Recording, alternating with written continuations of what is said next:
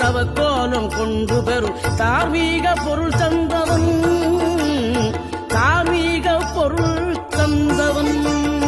ஆறுபடை வீடும் அருள் வழங்கும் முருகா அருகே நீ ஓடோடிவா. மூவிரண்டு முகம் ஜொலிக்க 2 கரங்களுடன் ஆதரவு தரவோடிவா.